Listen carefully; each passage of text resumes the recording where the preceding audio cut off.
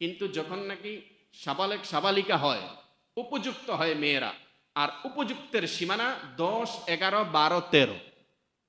একটা মেয়ে যখন উপযুক্ত হবে, তাকে যখন বিবাহ থেকে বারণ করা হবে, তার তো যৌন চাহিদা আছে, আছে না?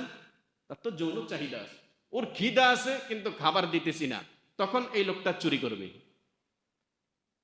একটা লোক, ওর খিদা আছে কিন্তু ওকে আমি খাবার দেই না, তাহলে সে ওই ঘরে যে খাবার আছে ওইটাই চুরি করবে। ওর খাবারের দরকার। নারী পুরুষ যখন উপযুক্ত হয়, শাবক সাবালিকা হয়, তখন যদি তার যৌন চাহিদা মিটানোর জন্য জীবন সঙ্গিনীর সাথে সুযোগ না দেওয়া হয়, তখন সে 2 নম্বরই অন্য জায়গায় ঠোকর মারবে।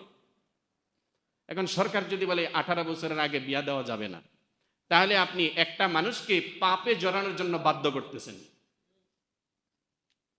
16 বছরেও বিবাহ হয়েছে, সমস্যা কি? 16 বছরে বিবাহ করলে মামলা মোকদ্দমা হয়, আইন হয়। কিন্তু আমরা তো দেখতেছি রাষ্ট্রের মধ্যে লক্ষ লক্ষ মেয়েরা জিনে করতেছে, তাদের বিরুদ্ধে আপনারা কি আইন করছেন? লক্ষ লক্ষ মেয়েরা দেহ ব্যবসা করতেছে, তাদেরকে নিধন করার জন্য আপনারা কি আইন করছেন? কামের কাম করবেন না, আকামের কাম করবেন। আকাম যখন করবেন, এটার পক্ষে আমরা নাই। এই জন্য যারা যেই সরকারি আইন করে গেছে, বর্তমান যেহেতু আমাদের দেশে আলহামদুলিল্লাহ সরকারি দল বিরোধী দল, 2 দলের মধ্যেই ভালো মানুষ আছে।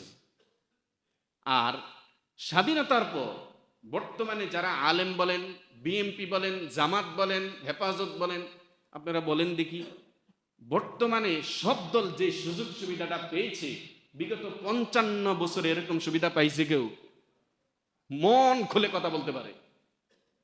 এখন আইসা যদি আপনারা এই কালো আইনগুলো বাতিল না করেন, তাহলে তো আল্লাহ আপনাদেরকে ছাড় দিবে না।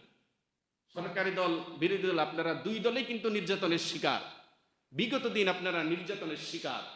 সুতরাং মুসলমানদের দিকে লক্ষ্য করে প্রতিটি আইন করবেন।